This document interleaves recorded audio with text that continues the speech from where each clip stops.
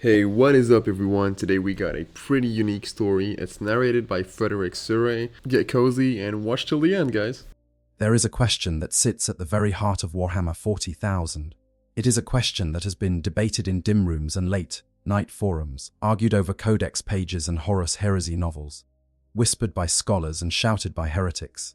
It is a question that, when you truly sit down and look at it from every angle, shakes the foundations of everything the Imperium of man claims to stand for. Why did the Emperor create the Primarchs? On the surface, the answer feels almost insultingly simple. They were generals, superhuman commanders to lead his armies across a galaxy that had spent 10,000 years tearing itself apart in darkness and war. 20 sons, each one a living weapon draped in the genetics of a being who had watched civilizations bloom and crumble for 38 millennia. Each one capable of turning the tide of planetary campaigns through sheer force of will and terrifying physical might. The Emperor needed soldiers. He needed leaders. He needed something to carry the Great Crusade from world to world across distances that swallowed lesser ambitions whole. He made the Primarchs. That is what the history books say. If the Imperium can be said to have history books rather than propaganda wrapped in gilded scripture. That is what the chaplains will tell you. Voices resonant behind skull-mast helms, if you are lucky enough to receive any answer at all.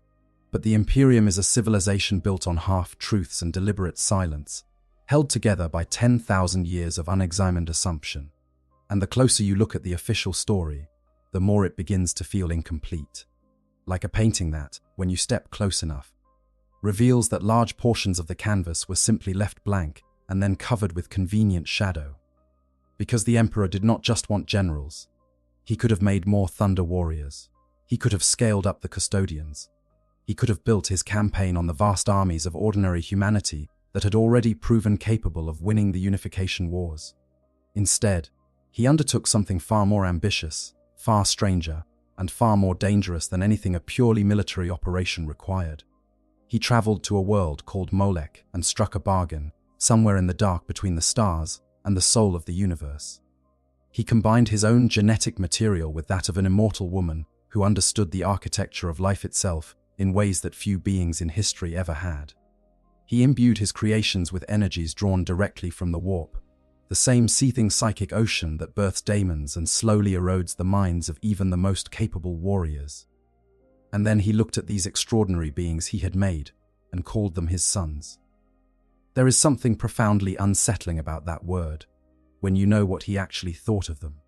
When you know what he told Arkan Land, the great Mechanicum explorer, calmly and without a trace of remorse, while they stood together studying the broken and re-broken mind of Angron. The Primarchs were tools. The Emperor said it with the same register one might use to describe the function of a particularly useful piece of machinery. They were weapons. Instruments of a plan so vast and so long, cited that 20 godlike beings were merely one chapter in it. One carefully designed phase along a road that stretched not just across the stars but across the entire arc of a species' evolutionary destiny. So let us sit with that for a while. Not just note it and move past it, but genuinely sit with it, the way you sit with something that is cold enough to make you feel it, long after you have looked away. Let us walk very slowly through the layers of this story, peeling them back one by one, until we arrive at what the Emperor was truly building toward. Because when you understand the real reason the Primarchs existed, everything about 40K looks different. The Horus Heresy looks different. The Golden Throne looks different. The ironic fact that the Imperium the Emperor built became the religion-haunted, superstition-drenched, corpse-worshipping civilization he had explicitly worked his whole existence to prevent, looks different. Even the grim darkness of the far future looks different, because suddenly it has a shape. Terrible and cold and shot through with a peculiar kind of grandeur, but a shape nonetheless. Welcome to Q on 40K. Get comfortable, find yourself something warm to drink and settle in. This one is going to take a while. Part 1 before the Primarchs. Who is the Emperor really? To understand why the Emperor created the Primarchs, you have to first understand what the Emperor actually is. Not what the ecclesiarchy says he is. Not the God Emperor enthroned in gold and incense. Attended by the prayers of 1 trillion desperate souls, his face reproduced in stained glass on worlds that have forgotten what he looked like in life. Not the remote divine authority, whose name is invoked to justify every war and every atrocity and every act of heartbreaking sacrifice across the breadth of the Imperium. You have to go back, much further back than most discussions of 40K ever go. Back to before the Imperium, before the Great Crusade, before even the Unification Wars that announced his presence to history. You have to go back to the very beginning of his existence, because that beginning changes everything about what comes after. The Emperor was not born in the 30th millennium. He was not born anywhere close to the era we associate with him and his achievements. According to the oldest accounts in the lore, accounts that read more like myth than history, but carry an uncomfortable resonance with the deeper logic of the setting, the Emperor was born somewhere in ancient Anatolia, in a world that was still mastering the craft of shaping iron, in a settlement of farmers who tended their animals and their fields, and had never in their lives heard the word warp, because the concept had not yet been named by the civilization that would eventually need it most desperately. He was born from a sacrifice. Not a sacrifice made by one being, or even a handful of beings, but by an entire network of psychic shamans, stretched across all of human prehistory. An accumulation of exceptional souls that had lived and died through every stage of the species' development, each one understanding a little more than the last about the true nature of the universe they inhabited. These shamans were not all of a kind. They were not a single tradition or culture or school of thought. They were individuals scattered across thousands of years of human history, united only by the quality of their awareness, the depth of their psychic perception, and the understanding that had been growing in each of them like a slow and terrible light. What they understood was this: humanity was walking toward the edge of a cliff, and the cliff had no bottom. The warp, that psychic dimension that exists alongside and interpenetrating the material universe, is not simply a travel medium or a source of power. It is a mirror.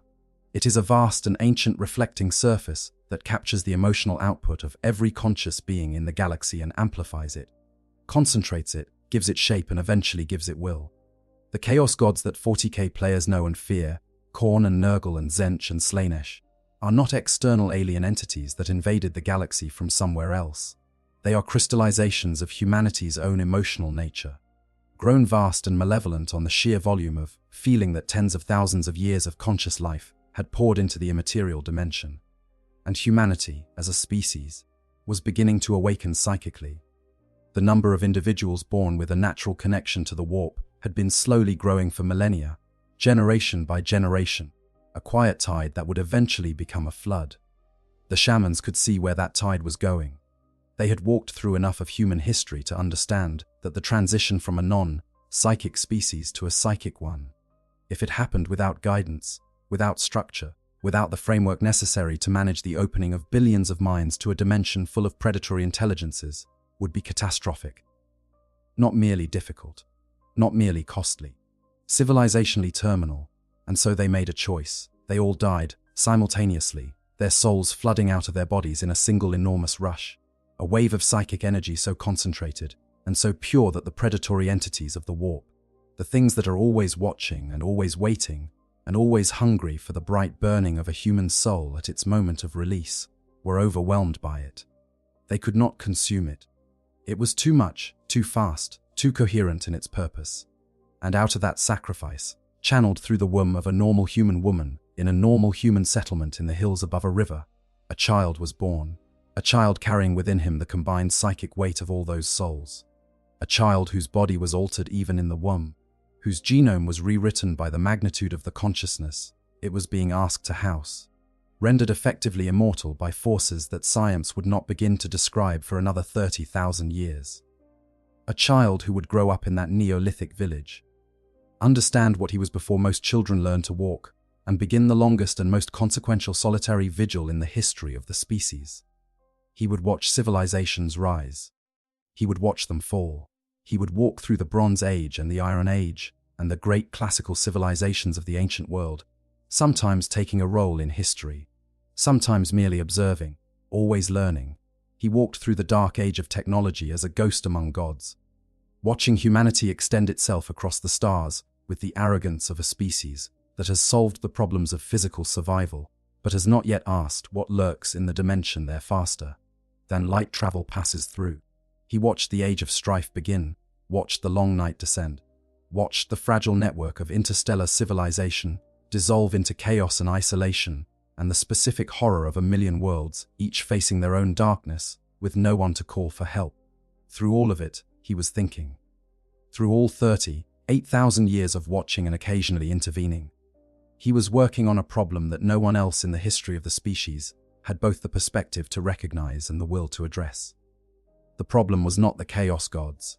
They were a symptom. The problem was not alien threats or internal political fragmentation or the technological instability that had destroyed humanity's previous attempts at interstellar civilization. Those were complications. The actual problem was simpler and more fundamental and more frightening than any of those things.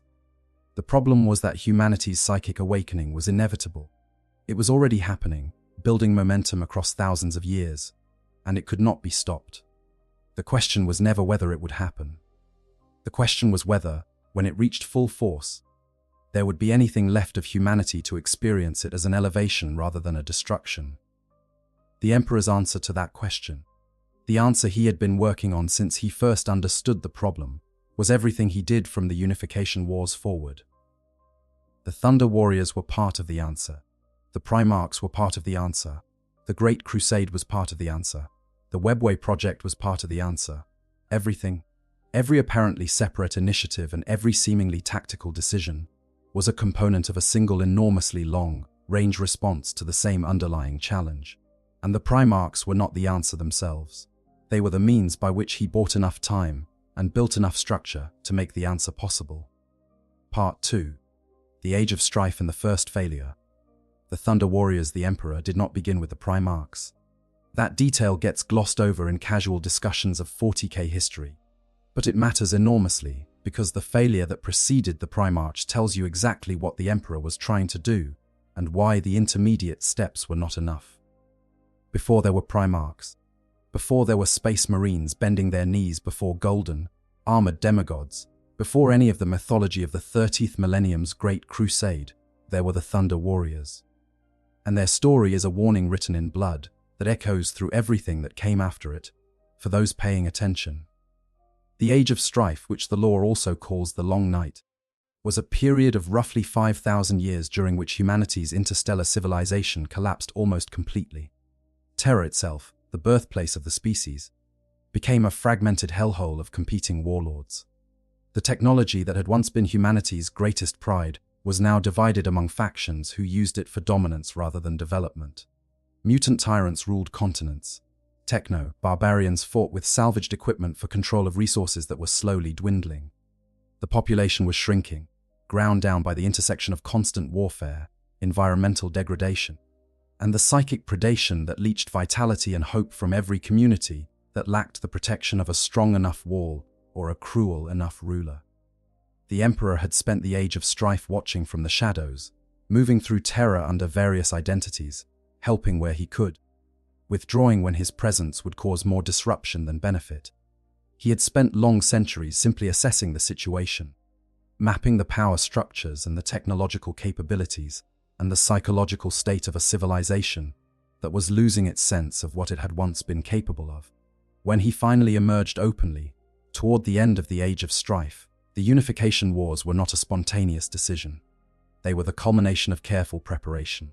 He came out of obscurity with a plan already fully formed: consolidate Terra, build the foundation of a new civilization, then reach for the stars.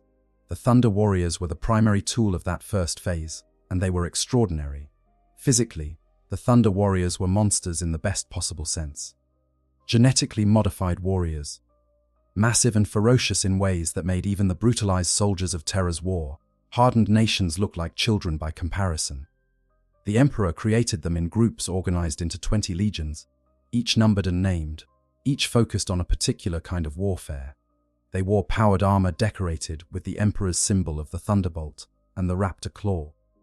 They fought with a fury that had been specifically designed into their biology, a controlled aggression that made them virtually unstoppable on a conventional battlefield. And they were unstoppable. The Unification Wars were brutal, but they moved. Years of war that had previously resisted all attempts at resolution were concluded in months under the Thunder Warriors' advance. The warlords of Terra, no matter how cunning or how well armored, had never faced anything like them. The psychological impact alone was significant. Armies that had fought to a standstill for decades would rout when they saw what the Emperor had brought to bear against them. But there was a problem baked into the very foundations of the Thunder Warriors' design. A problem that the Emperor had known about from the moment he created them, because the problem was not a failure of execution, but a necessary cost of the technique he had used. The Thunder Warriors were unstable. Their genetics were modified in ways that the technology of the era simply could not support properly, too ambitious for what the available science could sustain. Their bodies began to break down from the inside. The metabolic demands of their augmentation were extraordinary, and as those demands accumulated over years of combat, the physiological and psychological consequences became increasingly severe. Some warriors developed a kind of berserk state, a loss of conscious control over their own aggression, that made them as dangerous to allies as to enemies. Others suffered from a gradual erosion of their ability to reason and make complex decisions. Others simply began to die from the inside out, their organs failing as their bodies rejected what had been done to them. Their lifespans were short, very short, by the standard the Emperor would eventually achieve with the Astartes. A Thunder Warrior at peak capability was an extraordinary thing. A Thunder Warrior 10 years past his physical prime was a threat to everyone around him. The Emperor knew this. He had designed them knowing it, which tells you something important about the scale at which he was thinking. The Thunder Warriors were built for a specific phase of the plan, a phase that could be measured in decades rather than centuries, and their unsustainability was an acceptable trade, off given the speed and decisiveness they brought to the unification wars. They were an emergency tool. They were the solution to the immediate crisis. They were not and were never intended to be the permanent vanguard of a civilization that intended to last forever. When that phase was complete, the Thunder Warriors were eliminated. The official story constructed for public consumption was simple and clean. They died heroically in the final battles of the Unification Wars. They gave everything at Mount Ararat. They burned bright and went out, as warriors should.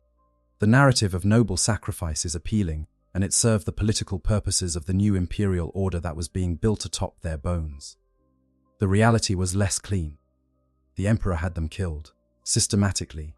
The Space Marines who were being developed in parallel were specifically used in some of these operations, the clean new tool being used to dispose of the messy old one. Some Thunder Warriors did die in battle. Others died in circumstances that were arranged rather than encountered. A handful escaped and were hunted. The perpetual Aric Tyrannus, one of the very few Thunder Warriors to survive into the era of the Great Crusade, understood precisely what had happened.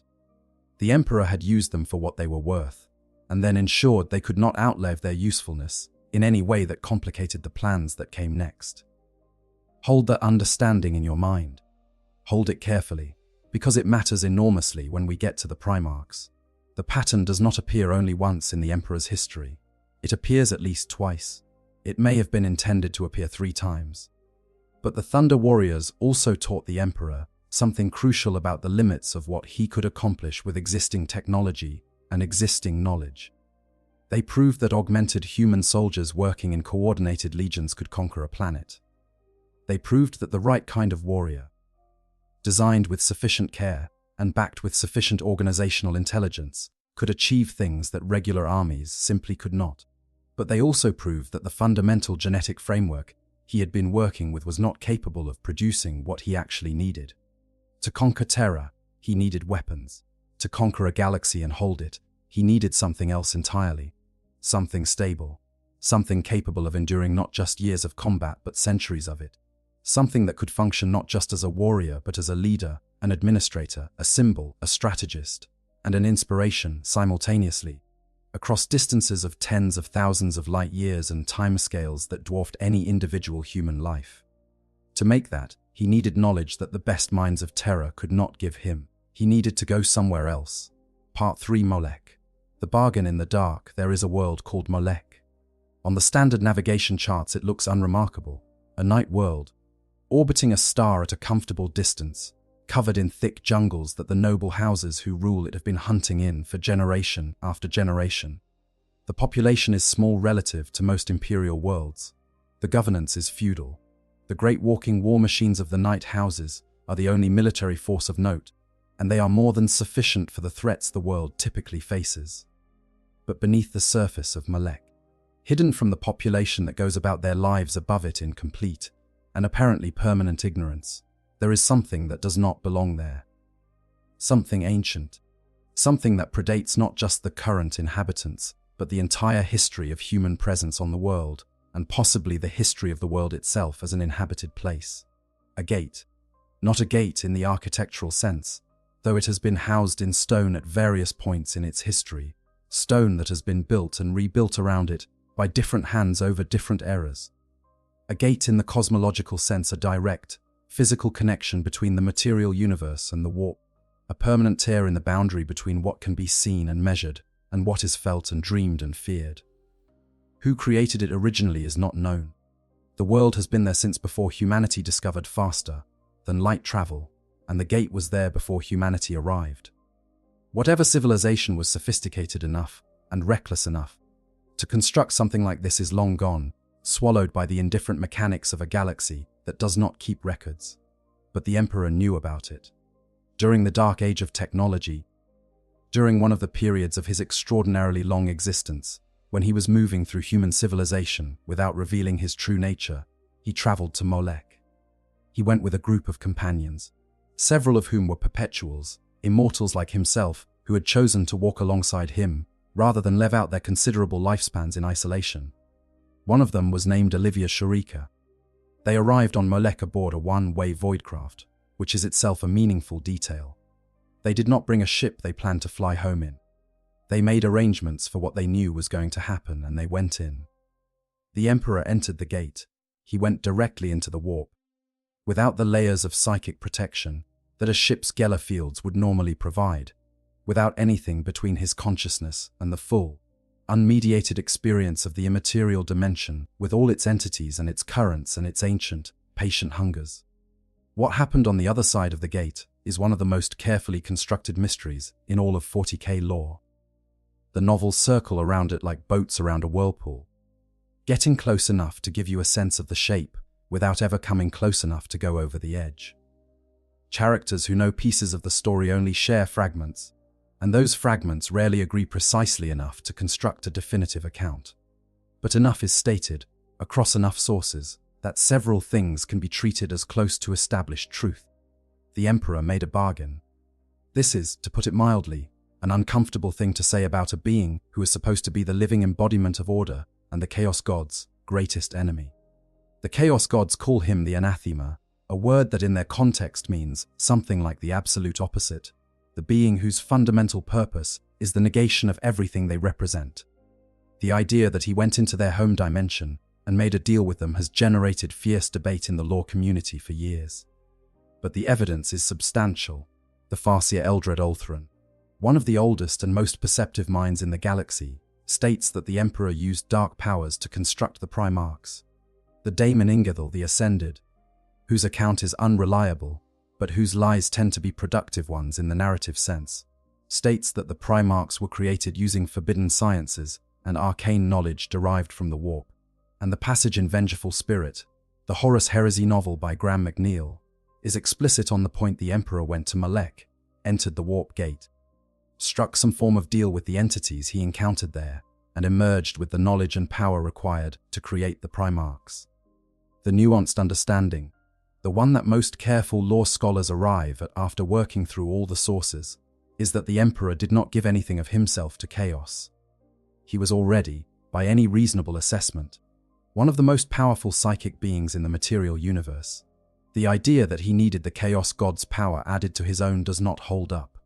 But what he needed, what he could not develop through purely material means, or through his own psychic experimentation, was something more specific. He needed the technique.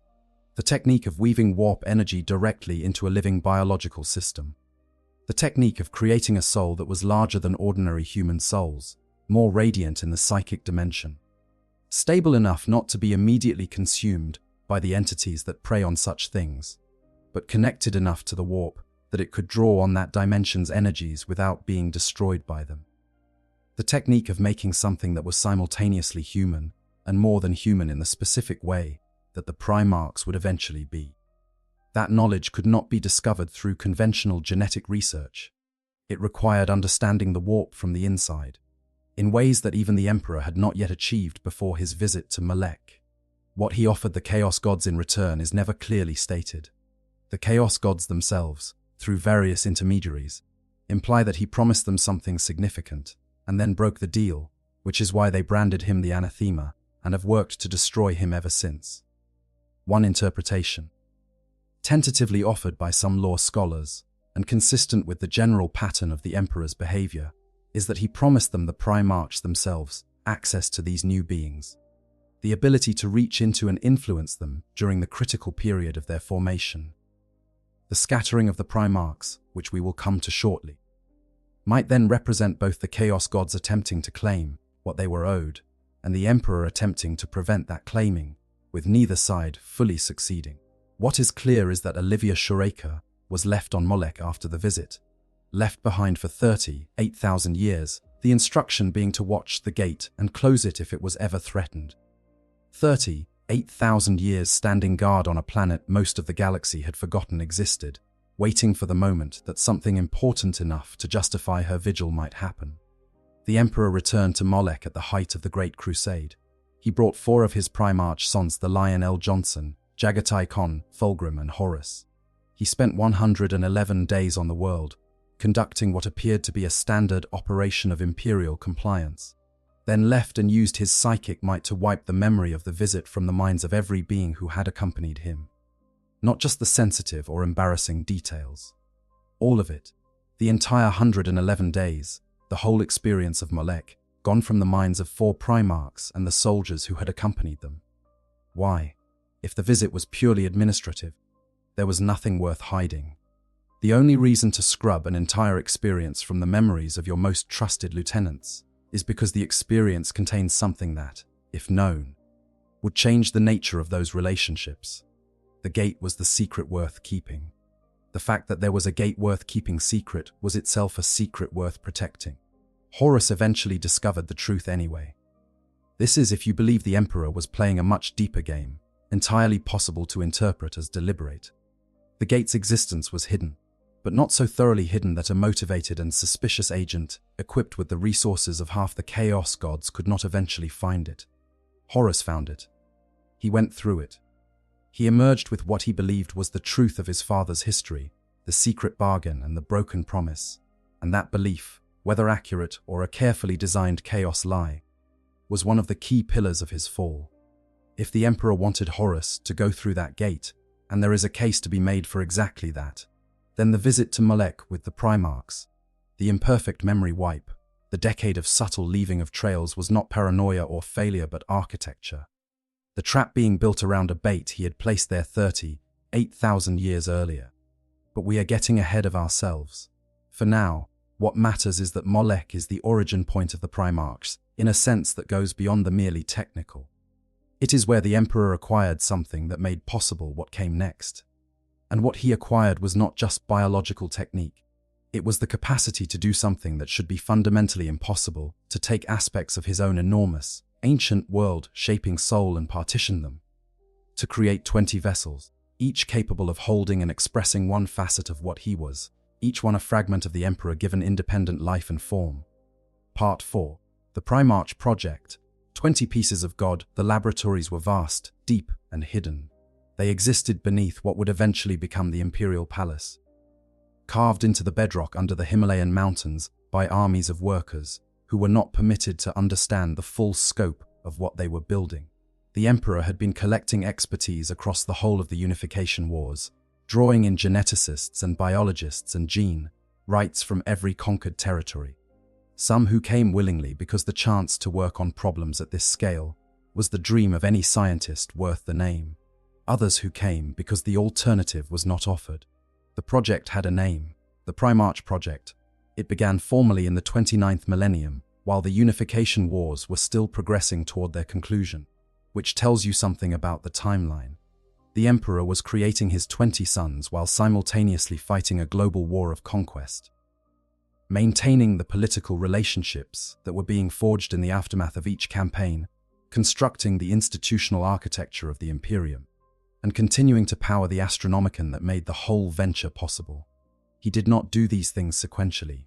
he did them in parallel, because the scale of his intelligence and his attention made parallelism not just possible but natural. He worked on the project with two collaborators whose contributions are often overlooked.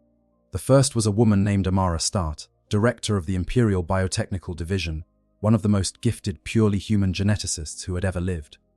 Astarte was not a perpetual. She did not have the Emperor's centuries of accumulated knowledge or his direct access to the techniques of Molech. What she had was an extraordinary human mind, fully engaged with a problem that she understood was the most important biological challenge in the history of the species. Her contributions to the Primarch project, and to the Space Marine project that derived from it, were fundamental.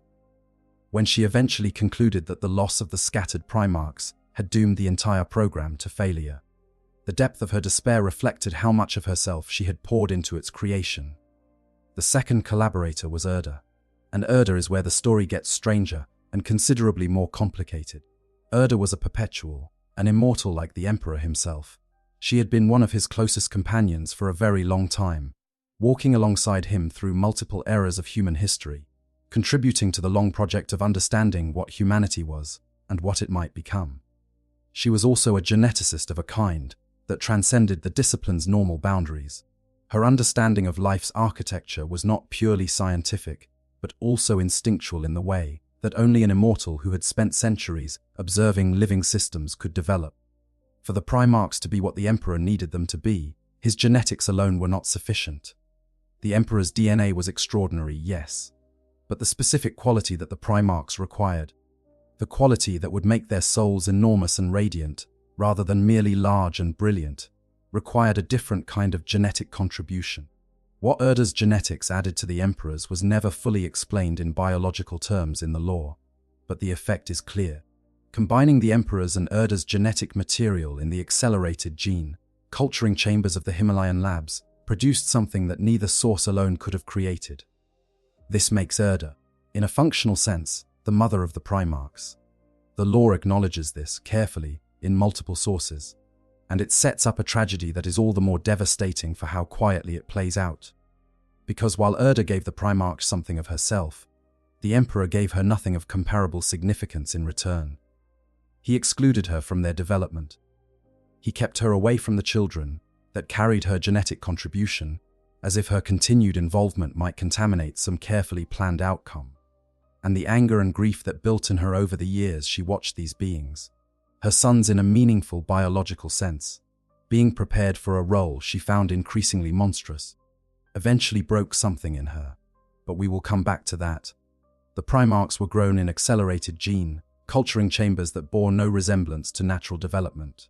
20 individual gestation processes, each one carefully calibrated, each one adding layers of designed capability to a baseline genome of staggering complexity. The Emperor's own DNA formed the foundation of each Primarch, which is why the title of son, while not emotionally accurate from the Emperor's perspective, is biologically defensible. But each one was individually crafted to emphasize different combinations of the Emperor's own traits. What were those traits, distributed across 20 beings? Magnus the Red received the psychic sensitivity and the insatiable intellectual hunger. His mind was built to reach into the warp with an instinctive ease that no other Primarch could match, and his need to understand what he reached was hardwired into his psychology at the deepest level. He was the Emperor's scientific curiosity given its most powerful, most beautiful, and most dangerous expression. Robout Guilliman received the administrative genius, the capacity for systemic thinking at civilizational scale. Where other Primarchs saw battles, Guilliman saw structures. Where they saw enemies, he saw logistics problems. He was the Emperor's gift for governance externalized. The part of the Emperor's mind that had watched empires rise and fall for 38,000 years and had developed specific theories about why they fell and how to prevent it. Rogel Dawn received the absolute mastery of fortification, the instinctive understanding of defensive architecture that allowed him to look at a structure and immediately perceive every weakness and every strength with equal clarity. He was the Emperor's capacity for patience and endurance made physical, the steadfast refusal to yield that had sustained the Emperor's purpose across so many millennia. Sanguinius received something that is harder to define, but immediately recognizable in the lore: a quality of nobility and grace that went beyond physical beauty or mere charisma. Sanguinius could understand human suffering in ways that most of his brothers could not, and he carried that understanding without being broken by it. He was, in some sense, the Emperor's empathy, the part of a being who had watched 8,000 years of human tragedy and not lost the capacity to care about each specific instance of it. Horus received the quality that all the other Primarchs looked up to, the one that made them follow his lead, an almost supernatural understanding of other people, of what they needed and what they feared and how to speak to both simultaneously. He was the Emperor's charisma at its most potent, the part of the Emperor that had spent 8,000 years persuading human beings toward better versions of themselves, distilled into a single extraordinary consciousness. And so it continued, across all 20. Each one was a specific facet of a vast diamond, polished to bring out a particular quality of light. Each one was a working hypothesis about what human potential could look like when you took a specific set of capabilities and refined them without compromise. Together, they represented something like a complete portrait of the Emperor himself, or at least of the Emperor's instrumental capacities, the things he was capable of doing, rather than the depths of what he had seen and experienced over his millennia of existence. This is crucial for understanding what the Emperor actually thought he was creating. He was not making soldiers who happened to be extraordinary.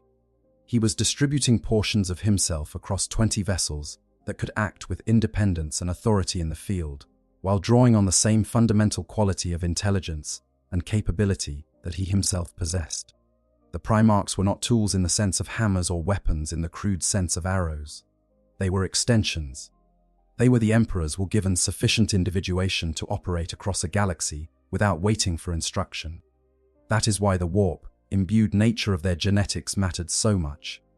A purely biological enhancement, however extraordinary, would have produced beings who were physically extraordinary, but psychically ordinary, generals of great capability, but limited reach. The warp energy that the techniques from Molech allowed the Emperor to weave into their genomes gave the Primarchs a presence in the psychic dimension that was proportional to their immense physical and mental capabilities. They blazed in the warp. Their presence there was enormous, visible to any psyker across vast distances, a source of psychic strength for the Marines who served under them, and a warning to entities that might otherwise have found ways to creep into the margins of their extraordinary lives. But it also, as we will see, created a vulnerability that the Chaos Gods would eventually exploit with devastating precision. Part 5: The Scattering, Chaos Urda, and the shape of a conspiracy. The Primarchs were stolen before they were born. That is the simplest way to describe what happened, and it is not wrong, but it is not quite right either, because the question of who stole them and why is one of the most productively ambiguous mysteries in 40K lore, and the ambiguity is not accidental. The standard account, the one that was considered canonical for the earliest decades of 40K's history, and that still appears in many lore discussions as the default explanation, is that the Chaos Gods were responsible. They feared the Emperor. They feared what 20 godlike beings, fully prepared and deployed under the Emperor's direct guidance from their earliest moments, might accomplish in a galaxy where chaos had been the dominant psychic force for centuries. And so they reached into the Emperor's gene, labs beneath the Himalayan mountains, disabled the Gela fields protecting the incubation chambers, and through a combination of warp manipulation and the actions of agents both knowingly and unknowingly serving their purposes, dragged 20 infant Primarchs into the warp and scattered them across the galaxy like seeds thrown on an impossible wind. This account has the advantage of being consistent with the most basic motivation logic. Chaos wanted to prevent the Emperor's plan from succeeding. This was the most direct way to disrupt it. Therefore, Chaos did it. It is also supported by early codex materials and by the visions shown to Wordbearer's characters in the first Heretic, where Argel Tal and his companions witnessed the scattering in the depths of the warp as an act of malicious divine interference. But then the Horus Heresy novel series deepened significantly, and the character of Urda was introduced. I actually want to stop here for a second and just say something personal. This is the part of the lore that genuinely got me. Like, when I first went down this rabbit hole, the Molech stuff, the Thunder Warriors, all of it, I remember just sitting there thinking, this isn't a hero story. This is a tragedy dressed up as one. And that's what keeps pulling me back to 40k. It never flatters anyone. Even the closest thing the setting has to a god king is someone who might have looked at his own sons and seen expandable assets. That is dark, and I think that's worth sitting with for a moment. But anyways, I want to apologize for the audio quality this video because I have some problems rendering. It will be fixed in the next couple of days. Alright, back to the video. And the story became considerably less clean. Ada's account, delivered in the novel Saturnine by Dan Abnett and expanded in subsequent entries, is this: she did it, not the Chaos Gods. Her. She watched the Emperor prepare his sons for what she understood, with the clarity of a mother and the analytical precision of an immortal geneticist who had spent centuries studying life and its uses, would be a life of pure instrumentalization. She watched the Emperor treat these beings, who carried her genetic material in every cell of their bodies, as components in a machine. She watched him exclude her from any role in their actual raising and development, because her presence might complicate the control he intended to maintain. And she decided, with the desperate certainty of someone who has watched powerlessness become intolerable, to act. She opened the vortex. She scattered her children to save them from the fate their father had planned. Not to worlds of her choosing, not with any destination in mind, but into the warp and through it to wherever chance and current carried them, because any outcome was better, in her assessment, than what the Emperor intended. The lore then immediately complicates Erda's account through the voice of Erebus, the word-bearer's chaplain who is one of the primary human agents of chaos throughout the Horus heresy. Erebus tells Erda, in a confrontation that occurs near the end of the heresy, that she was manipulated, that the Chaos Gods knew she would do this, that they arranged the circumstances of her life and her relationship with the Emperor and her exclusion from the Primarchs' development, specifically to build in her the emotional architecture of the action they needed her to take. She did not act freely according to Erebus. She acted exactly as she had been shaped to act, by forces more patient and more cunning than any single being could easily appreciate. Erda's response to this revelation, and the way the scene is written, suggests that she accepts the possibility, but finds it irrelevant. She made the choice she believed was right with the information, and the emotional reality she possessed at the time. Whether that choice was freely made or guided is a philosophical question she is no longer interested in debating. What it produced is what she has to live with. And then there is the third theory, the one that multiple Primarchs themselves developed, independently across the course of the Horus heresy. Conrad Kurz believed it. Sanguinius believed some version of it. Even Rabaut Guilliman, the most carefully rational of the Primarchs, found himself unable to entirely dismiss it. The theory is this: the Emperor arranged the scattering. The evidence for this is circumstantial but remarkably consistent. The worlds the Primarchs landed on were, with a regularity that strains coincidence, appropriate to the specific character of each individual Primarch. Ferrus Manus, designed for industry and cold mechanical perfectionism, landed on Medusa, a world of volcanic activity and brutal environmental pressure that had produced a culture of exactly the iron-willed endurance and technical obsession he had been engineered to embody. Jagatai Khan, built for speed and independence and a particular quality of philosophical non-attachment, landed among the nomadic horse clans of Chogoris, a culture that had developed sophisticated traditions of horsemanship and freedom that resonated perfectly with his nature. Lemon Russ, the Emperor's most deliberately savage and predatory creation, landed on Fenris, a world of predators and harsh winters that required exactly the kind of ferocious adaptability his genetics had prepared him for.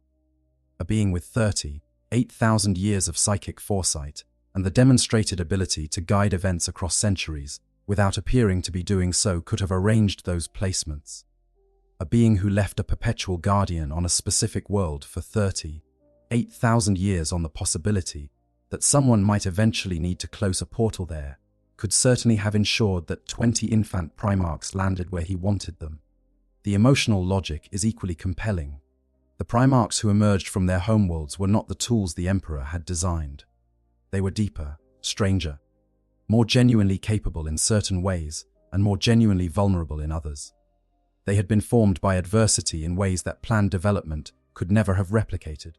They had earned their authority rather than simply being born into it, which made that authority more convincing and more deeply integrated into their identities. When the Emperor found them and gave them their legions, he was not collecting components that had been modified during transit. He was meeting adults who had become extraordinary through experience as well as design. That quality, the quality of being genuinely formed by the world rather than merely shaped by a laboratory, might have been exactly what he needed them to have. Because the Great Crusade was going to require Primarchs who could think independently, respond to novel situations without guidance from terror, inspire genuine loyalty rather than mere obedience, and make the kinds of complex moral and tactical decisions that a 20-year-old tool could not make but a 40-year military commander who had built a civilization from scratch absolutely could. The scattering in this reading was a feature rather than a bug. The Chaos God's manipulation of Erda, or Erda's own desperate act of protection, or the Emperor's own quiet orchestration of events, may all be simultaneously true.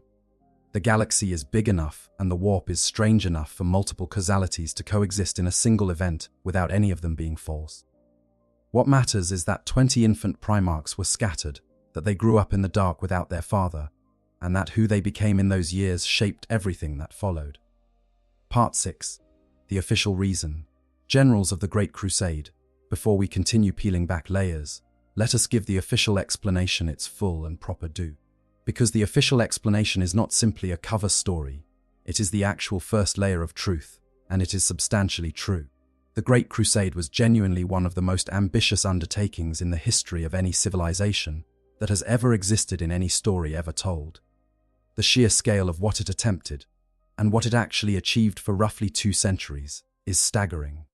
When the Emperor formally launched the Great Crusade in the late 30th millennium, after the completion of the Unification Wars and the signing of the Treaty of Mars that brought the Mechanicum into the imperial fold, what he was setting in motion was a campaign of reconnection, conquest, and cultural unification across a galaxy that contained millions of human inhabited worlds, most of which had not had contact with each other for 5,000 years. Think about what that means in practical terms. 5,000 years is long enough for languages to diverge beyond recognition, long enough for shared cultural references to become incomprehensible, long enough for the memory of what it meant to be part of a larger human civilization to fade from living experience into myth, and then from myth into the kind of thing people don't even have a framework to think about anymore. 5,000 years is long enough for some worlds to have regressed from spacefaring civilizations to the technological level of pre-industrial societies, or in some cases significantly lower. It is long enough for alien species to have moved in and established themselves on worlds where human populations were too reduced or too traumatized to resist. The expeditionary fleets of the Great Crusade were essentially autonomous civilizations. They went out into the galaxy with the resources to sustain themselves for years, the authority to make all decisions about strategy and diplomacy, and compliance without constant reference back to terror, and the responsibility for outcomes that the distance involved made it impossible for terror to oversee in any real-time way. The fleet commanders needed to be capable of everything from negotiating peaceful incorporation of cooperative worlds to prosecuting full-scale planetary assaults against resistant ones, to evaluating whether a newly contacted alien species represented a threat that needed to be eliminated or a useful neighbor that could be managed. All of this, without a supervisor available to consult. The Primarchs solved every dimension of this problem simultaneously in ways that nothing else could have. Their physical capability gave them the combat power to be decisive in almost any military situation. A Primarch on a battlefield was not a general standing at the back of the lines giving orders. A Primarch was a one being force multiplier, capable of breaking formations, turning routes, destroying enemy commanders, and performing feats of individual combat that were so extraordinary they altered the psychological calculus of any engagement in which they occurred. Rogel Dawn could hold a fortified position against a force 10 times larger than his own garrison. Jagatai Khan could move his forces so quickly that enemies were still processing where he had been when he appeared somewhere else entirely. Sanguinius could survive conditions that would kill most Primarchs and emerge from them apparently unaffected, his golden armor unmarked, and his expression serene in a way that his enemies found justifiably, absolutely terrifying. Their administrative capability gave them the organizational intelligence to convert military victories into stable governance. This is underrated in many discussions of the Primarchs, but it was fundamental to the Crusade's success. Winning battles is one thing. Building planetary governments that could be incorporated into the imperial system and then sustain themselves for centuries without direct imperial oversight is another thing entirely. And it required a level of systemic thinking that most military commanders do not possess. Guilliman was the most extreme example of this, but most Primarchs had at least functional capability in this dimension because the Emperor had specifically designed them to need it. Their charisma was, in the language of the law, effectively supernatural. When a Primarch spoke to a population, whether addressing a crowd of newly compliant citizens or giving a pre-battle address to the legions that served under him, the response was not simply the polite attention that political speeches typically generate. It was something closer to a physical force, a resonance that moved through the emotional centers of every person present and left them feeling, with certainty rather than conviction, that whatever this being was asking of them was worth doing. This was not manipulation in the traditional sense, though the line is fine. It was a quality of communication, backed by the sheer weight of the soul producing it, that made ordinary human resistance to the message feel not just difficult but somehow categorically inappropriate. And their diversity was perhaps the most strategically valuable thing about them as a group. The galaxy contains every kind of problem. Worlds that require the specific capabilities of a great siege engineer to reduce their defenses. Worlds that require a psychic mind capable of navigating the warp, saturated atmosphere to make contact with the population. Worlds where the alien presence is sophisticated enough to require diplomatic rather than military engagement, and where the diplomatic skills need to be backed by the implicit threat of a very specific kind of overwhelming force. By distributing different combinations of the Emperor's capabilities across 20 Primarchs, he had created a toolkit that was, in theory, adequate to every situation the galaxy could produce. The Great Crusade was, by any objective measure, working. For roughly 2 centuries, the expeditionary fleets moved outward from Terra and the Sol system, connecting world after world, establishing supply chains and communication relays, and the institutional foundations of a civilization that spanned further than any human empire had ever spanned before. The Primarchs were at the heart of that success. Each one became more than a commander. Each one became a legend, a living symbol that the people under his leadership built their identity around. The Space Marines who served under Primarchs did not merely respect them. They experienced a quality of loyalty that was built into their genetics. The bond between a Primarch and his gene, sons being biological as well as psychological, the resonance between their souls, something that science could measure, but not fully explain. This was the official reason the Primarchs existed, and it was real. But it was also only the surface of something much deeper. And the deeper layers, when you find them, reveal that the Great Crusade was never the destination. It was always only the road. Part 7: The Hidden Reason, Tools, Weapons, and the Cold Logic of Millennia. Let us now talk about the part of this story that makes people genuinely uncomfortable, and that the Imperium's propaganda machine has worked for 10,000 years to either ignore entirely or transform into something that preserves the mythology while discarding the truth. The Emperor did not love the Primarchs. This is stated directly in the lore, not implied, not left as ambiguous subtext, stated. When Archon Land accompanied the Emperor in investigating the nature of Angron and the horrific neurological modifications, the butcher's nails, that had been drilled into his brain as a child to make him a more effective entertainment for the slavers who owned him. The Emperor explained his relationship with the Primarchs to Land with the same tone a craftsman might use to discuss a tool that had been delivered in suboptimal condition. He had no emotional attachment to them. They were instruments of his purpose. They were weapons, sophisticated and extraordinary ones, but weapons. Angron's specific history is worth sitting with here, because it illustrates, with unusual clarity, exactly what the Emperor's prioritization looked like in practice. When the Emperor found Angron on New Syria, the Primarch was not simply alive and available for collection. He was in the middle of a final battle, leading a rebellion of gladiatorial slaves against the High Riders who had enslaved them, the people who had taken him as a child and drilled those neural implants into his skull and turned him into a weapon for their entertainment. These people, the other slaves who had fought and bled alongside Angron for years, were his family. They were the only family he had ever had, and they were going to die with him, fighting the last hopeless stand of people who had decided that dying on their own terms was worth more than any alternative. The Emperor teleported Angron away, off the battlefield, mid-combat. The people fighting beside him were still there, still fighting, and then they lost the only being who might have turned the battle, and they died. All of them. While Angron screamed in rage on a ship far above, unable to do anything, unable to make the sacrifice he had chosen, unable to be with the people he had defined himself by his love for. Angron never truly healed from that. The lore is unambiguous about this. That moment was the wound at the center of everything terrible that happened to him afterward. When someone talks about why Angron fell to chaos, why the World Eaters became what they became, the answer begins on Nuceria. At the moment the Emperor removed his tool from the inconvenient emotional context it had developed. The Emperor did not see a person in the middle of a meaningful moment. He saw a component that needed to be retrieved. The context was irrelevant to the retrieval. Multiply that across 20 Primarchs, all of whom had their own versions of the same fundamental experience.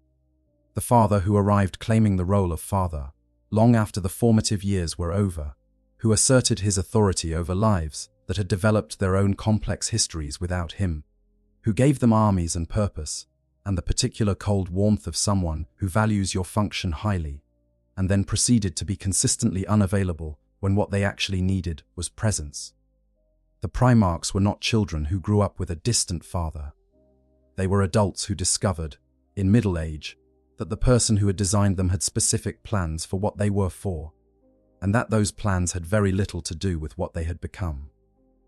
Malcador the Sigillite is the Emperor's first counselor, the being described as perhaps the second most powerful psyker alive, the only individual the Emperor trusted with the most dangerous secrets of his long existence.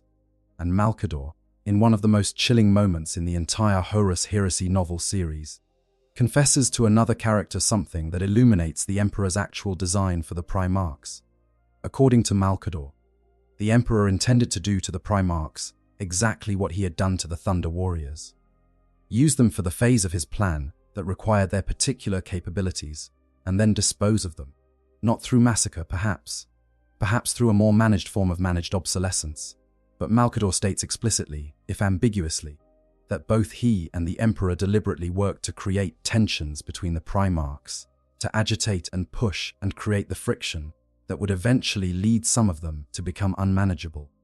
Because an unmanageable Primarch gave the Emperor justification to remove him from the board. Just as the Thunder Warriors had been removed, just as every extraordinary tool the Emperor had ever created had eventually been set aside when the phase requiring it was complete. Malcador hedges his own account. He allows that it might be a lie, that it might be a partial truth, that the reader should not take it at full face value. This is, of course, exactly what someone would say if they were telling a truth they needed to have the option to disavow. The hedge preserves deniability while ensuring that the fundamental claim has been made. And the fundamental claim is this: the Primarchs were always supposed to be temporary. They were supposed to build the galaxy, spanning infrastructure of the Imperium, and then, when that infrastructure was stable enough not to require their extraordinary presence, they were supposed to be gone. Not because the Emperor hated them, but because a civilization trying to evolve past the need for demigod, generals in order to develop a genuine human culture of governance, and self-determination had no structural place for beings who inspired devotion simply by existing. The imperial truth was the Emperor's vision for what human civilization should become: rational, empirical, organized around knowledge rather than faith, celebrating human achievement without mystifying it through the lens of the supernatural. But the Primarchs were walking refutations of the imperial truth's deepest premise, because no one who encountered a Primarch was capable of experiencing that encounter as merely an interaction with a very capable human being. The Primarchs were, in the most literal sense, objects of worship. Their very existence generated exactly the kind of irrational devotion and spiritual veneration that the imperial truth claimed to be moving humanity past. Lorga saw this. Lorga, the most intellectually honest of the Primarchs, the one who had built entire worlds on the foundation of the belief that humanity needed something to worship, saw with perfect clarity that the Great Crusade's religious project was incoherent as long as the Primarchs existed. He tried to tell his father. He tried to argue that the imperial truth was a lie not because its facts were wrong, but because its model of human psychology was wrong. Because human beings are devotional creatures, and the question is not whether they will worship, but what they will worship, and what they currently worshipped, underneath all the rational veneer, was the emperor and his sons. The emperor's response was to humiliate Lorga publicly, to force the entire Word-Bearer's legion to kneel before him on a world Lorga had spent decades building in his service, to repudiate everything Lorga had created, to make clear in the most devastating possible way that Lorga's interpretation was not wanted and not welcome. It was an act of such extraordinary cruelty that it effectively guaranteed Lorga's eventual turn. And Lorga was right. Lorga was entirely, completely right about the imperial truth. And the emperor knew he was right, and the emperor punished him for it anyway, because Lorga's rightness was inconvenient to the management of the project.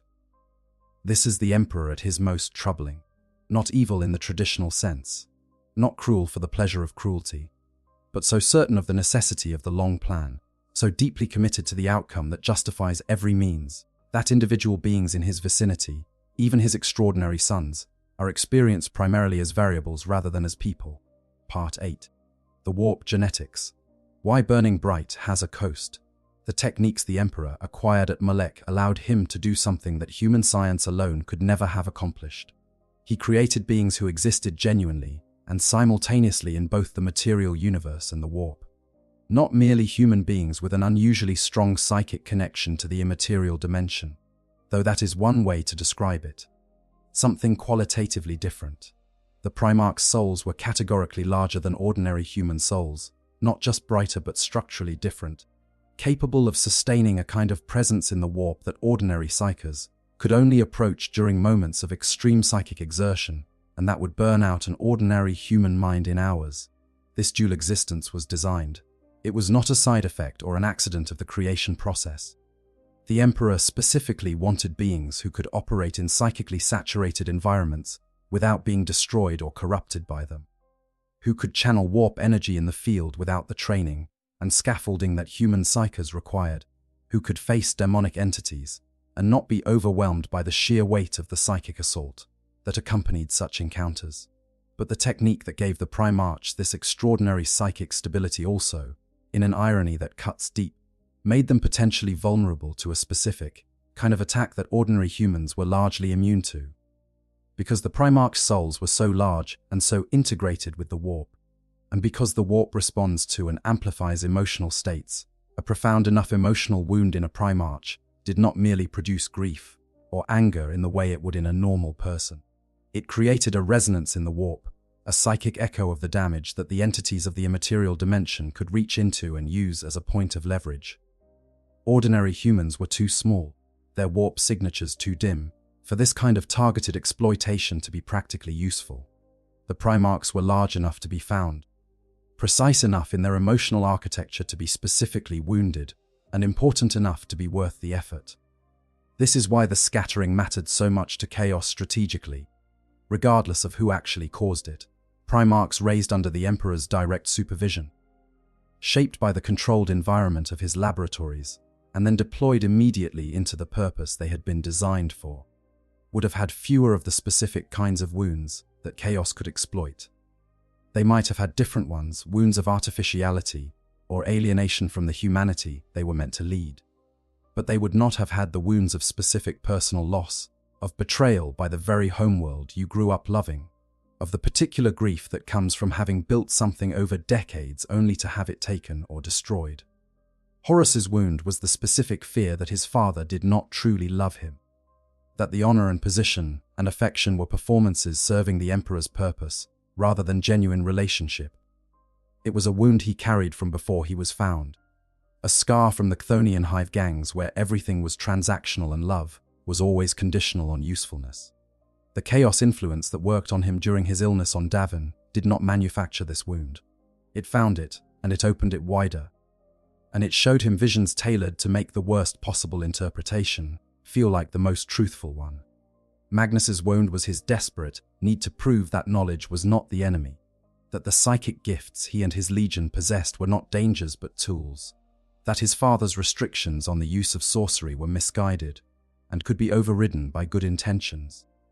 This need was the precise flaw in an otherwise extraordinary mind, the one place where his intellectual clarity was compromised by a personal stake in the conclusion. His catastrophic attempt to warn the Emperor of Horus's treachery. Breaking through the wards of the Imperial Palace with a psychic transmission of staggering power that shattered years of careful protective architecture was not malicious. It was the act of a son who loved his father and wanted to save him, using the one tool he was not supposed to use, and destroying far more than he could have imagined in the process. Mortarion's wound was his hatred of psychers and his terror of the warp, a terror so profound that it paradoxically made him vulnerable to Nurgle's particular brand of corruption, which offered what looked like immunity to the warp's corrupting influence through the medium of a different kind of corruption entirely. His homeworld, Barbarous, had been run by a warlord who used toxic gases and alchemical sorcery as his primary tools of domination.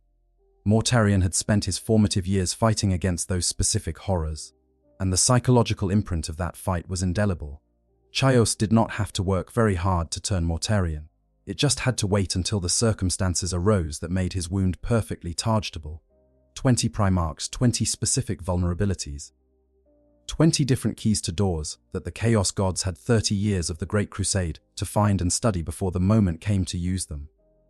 The surprise is not that half the Primarchs fell. The surprise is that any of them held. Part 9, the Webway Project and the real endgame. This is the part of the story that changes everything, and it is the part that the Emperor kept secret from every single one of his Primarchs. Every single one. Including Horus, including Magnus, who probably would have understood it better than any of the others. Including Sanguinius, who was probably the only Primarch who might have been able to accept the full weight of what it meant without either crumbling or rebelling. The secret project. The one the Emperor abandoned the Great Crusade to pursue, the one that he retreated to Terra to work on in total isolation while the Primarchs continued the crusade without him, was not about immortality or godhood, or any of the things that Chaos whispered to Horus as the truth of his father's absence. It was about the Webway. And understanding what the Webway project actually was, is understanding what the Primarchs were always working toward without knowing it. The Webway is a network of tunnels through the fabric of space, time that predates human civilization by millions of years, built originally by the Old Ones.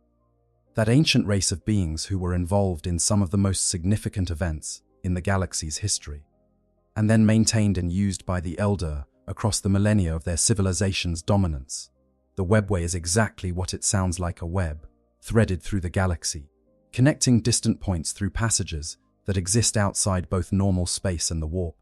Travel through the Webway is not instantaneous, but it is orders of magnitude faster than conventional slower, than light travel, and crucially, it does not pass through the warp at all.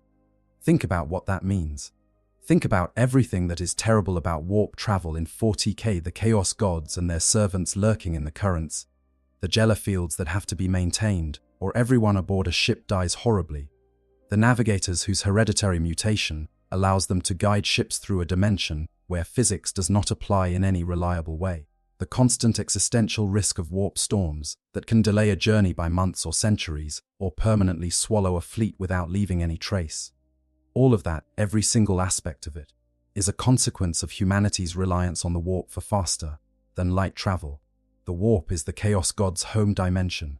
Every ship that passes through it is a potential vector for corruption, a potential host for demonic incursion, a potential contribution to the psychic suffering that feeds the four great entities. A human webway would end that dependency entirely. Ships would travel through the tunnels rather than through the warp. Navigators would no longer be necessary, eliminating one of the great hereditary power bases that threatened to become a rival to the Imperial government. The Chaos Gods would lose their leverage over human interstellar civilization at a single stroke. And without that leverage, without the constant grinding attrition of 10,000 ships, a day threading the needle through a dimension full of predatory gods, the psychic pressure on the species would reduce dramatically. This was the first phase of the endgame. But it was not the endgame itself. The full plan, as the Lexicanum sources piece it together from fragments across multiple lore texts, was this: use the webway as humanity's primary transportation and communication network, freeing the species from dependence on the warp for its physical infrastructure. Then, protected by that infrastructure, guide humanity through the psychic awakening that was coming regardless, but guide it carefully, with the philosophical and institutional framework that would allow the awakening to produce a stable, mature, psychically integrated civilization rather than the catastrophic uncontrolled explosion that would otherwise result. And then, at the end of that guided evolution, stand back and watch as humanity became something that could not be consumed by the chaos gods because it had developed an independent relationship with the warp on its own terms, neither dependent on it nor terrified of it, capable of navigating both the material and immaterial dimensions as full participants rather than as prey. This is the destination the Emperor had been walking toward since the shamans made their sacrifice 38,000 years ago. Not an empire, not a military victory, a species transformed. A humanity that had made it through the dark passage and arrived in a place worth the cost of the journey. The Webway project required the Emperor to remain on Terra, connected to the Golden Throne. His psychic presence sustaining the human, built tunnels against the daemonic pressure that was always trying to force its way into them. This is why he left the Great Crusade, not to pursue godhood, not to abandon his sons, but because the work that would eventually make all their sacrifices meaningful required his continuous direct attention in a way that being in the field did not allow. He could not tell the Primarchs what he was doing, for reasons that the law makes clear. Even if he never spelled them out, the Webway project's secrecy was critical to its success. The Navigator houses, the great hereditary families who held a monopoly on warp travel, and who would lose that monopoly entirely if the Webway project succeeded, had enough influence and enough incentive to sabotage the project if they knew about it. And the Chaos Gods, if they understood what the project's completion would mean for their leverage over humanity, would have moved heaven and warp to destroy it long before it reached any viable stage of completion. Magnus's catastrophic psychic assault on the Imperial Palace's wards, which shattered years of careful work and broke open the carefully sealed sections of the human webway to daemonic incursion, was not caused by the Chaos Gods knowing about the project. Imagine how much worse it would have been if they had understood it clearly from the beginning. The Emperor's secrecy was not coldness or distrust. It was necessity. But it was also a failure of communication that contributed, materially, to the conditions in which the heresy became possible. A son who knew his father was working on the most important project in the history of the species could forgive, or at least tolerate, an absence that was otherwise inexplicable. A son who was given no reason and no context could only interpret that absence as the thing it most resembled abandonment. Horus was given no reason and no context. He felt abandoned, and then Chaos gave him a reason. An inaccurate one, a poisonous one, but it was something and something. When you are desperate to understand why the person you love most appears to have stopped caring about you, is extraordinarily powerful. Part 10: The Horus Heresy. Did the Emperor see it coming? This is the question that will never have a clean answer in the lore, because giving it a clean answer would collapse the productive tension that makes the story work. But let us think through the evidence, slowly and carefully, because the answer significantly changes the moral character of the Emperor, and therefore the meaning of everything the Primarchs were for. The Emperor was a precognitive psyker of unparalleled power. He had 38,000 years of experience watching human history. He had the Emperor's tarot, the intelligence networks of the Officio Assassinorum, the psychic sight of Malcador, and his own direct perception of the probable futures arrayed around each significant decision point. He was not someone who could be easily surprised by the direction of events. He chose Horus specifically as Warmaster, elevating him above all other Primarchs in a way that had to have generated exactly the jealousy and resentment it generated. He then departed for Terra and the Webway project without explaining himself to a son whose deepest psychological need was for his father's ongoing validation, and without giving Horus any framework for understanding the abandonment that would make it tolerable. When Magnus psychically transmitted the warning about Horus's corruption, breaking through the palace's wards to do so, the Emperor interpreted this as evidence of Magnus's own corruption, rather than as a sincere act of a loyal and terrified son. This interpretation is so spectacularly wrong that it is almost impossible to attribute to genuine error in a being of the Emperor's perceptive capabilities. Either he was distracted to a degree that beggars belief, or he chose to act as if he believed the wrong interpretation for reasons of his own. He came to Molech with 4 Primarchs, created the conditions under which the gate's existence could be discovered, then wiped the memory of the visit from everyone who accompanied him, ensuring that the existence of the secret would be preserved rather than destroyed. If he had genuinely wanted to prevent Horus from ever finding the gate, he had far more direct means available. What he did instead looks less like concealment and more like planting evidence for later discovery by someone who would interpret it the wrong way. The Bell of Lost Souls analysis makes this point with particular clarity. All of the Emperor's actions around Malek make rational sense, only if he wanted Horus to go through the gate.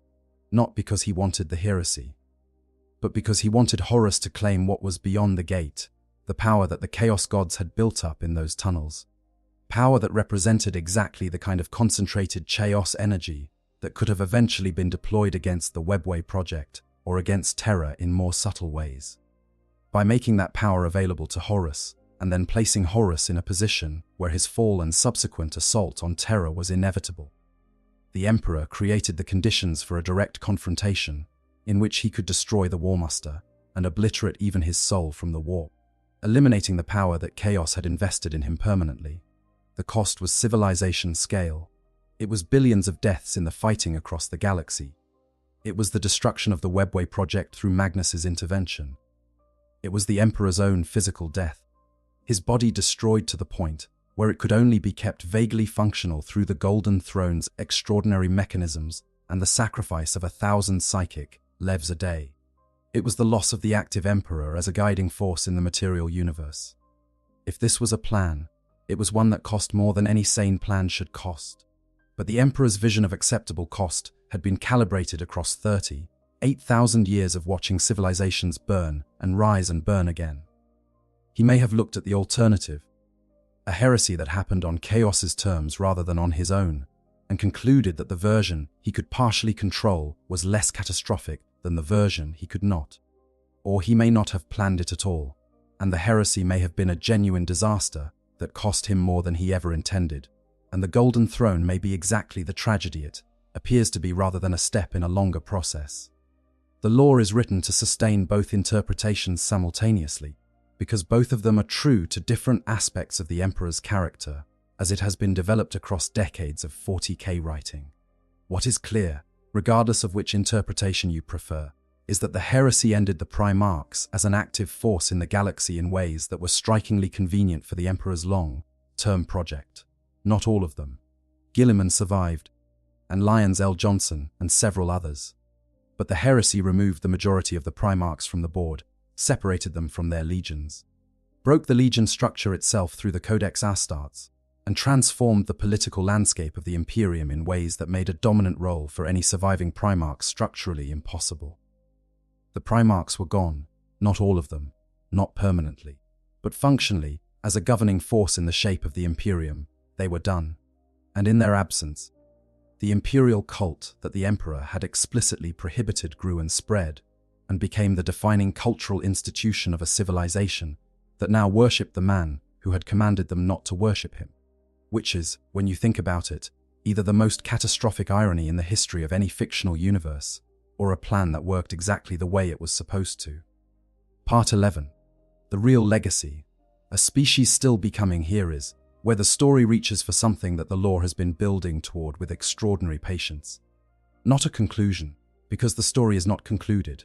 Not an answer, because the questions are too fundamental for easy answering. But a direction. A destination that the Emperor has been walking toward since before the Primarchs were born, and that the galaxy is still moving toward now, 10,000 years after the heresy, in the midst of everything terrible about the current age of the setting. The psychic awakening is real. It is in the lore.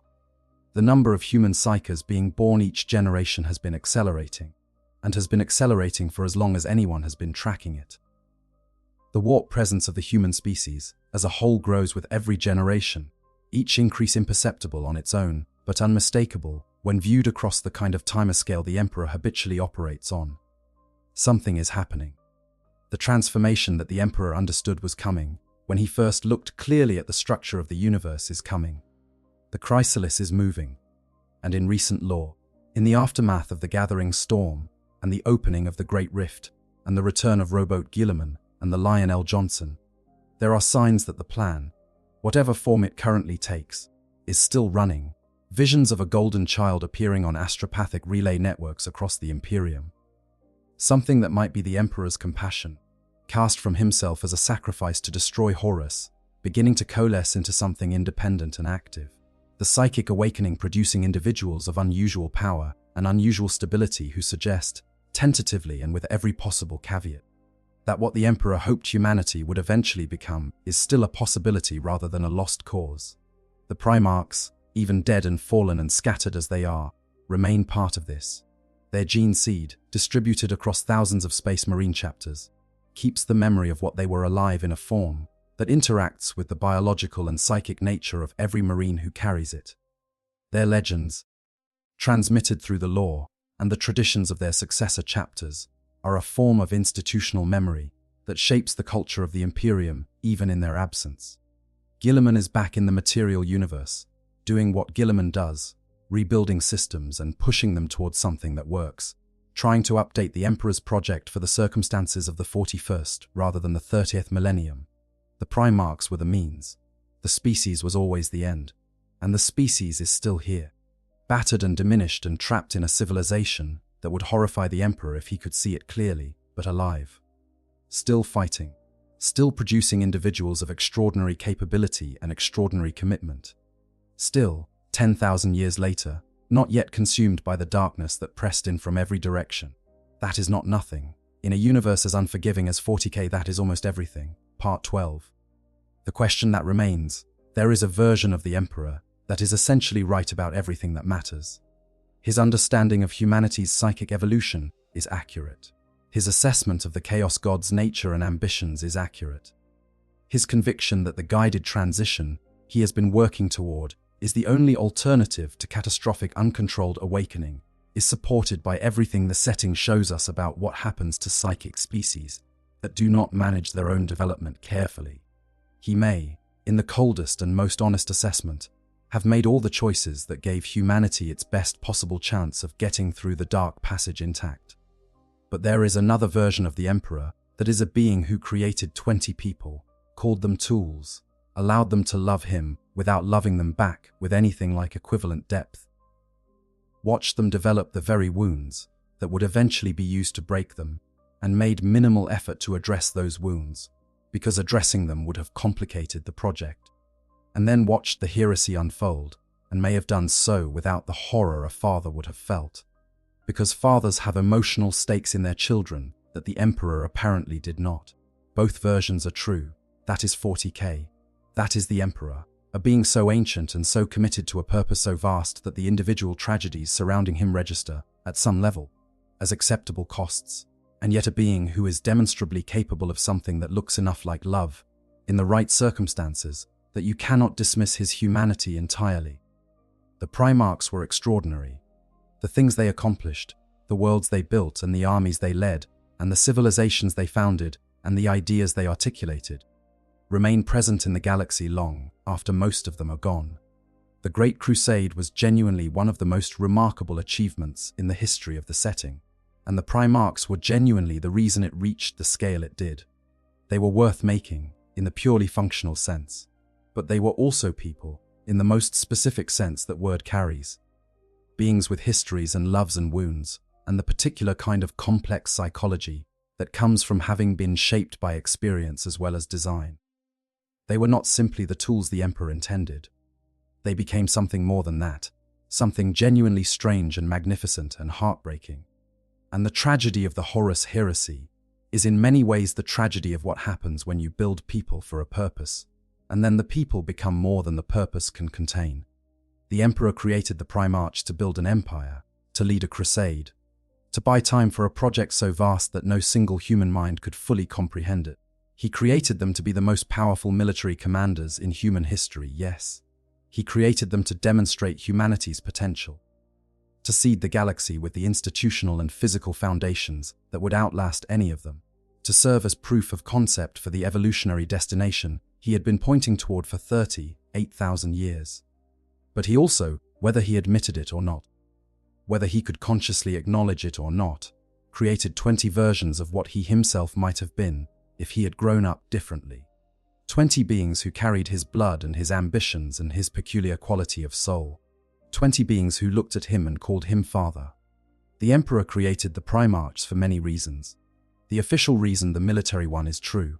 The hidden reason, the phase completion tool that would eventually be discarded, is true. The layer beneath that, the proof of concept for humanity's psychic evolution, is true. And perhaps, in the deepest and most carefully guarded place of a consciousness that had lived for 38,000 years and learned to be careful about what it allowed itself to feel, there is a reason that none of the law can quite confirm, but none of it can quite dismiss either. He needed them to be extraordinary, and he needed them to be real. And the only way to make both of those things true simultaneously was to make them people, with everything that word implies, and then hope that when the plan required it, being people would be enough. It was and it wasn't. The Primarchs were enough to build the Imperium.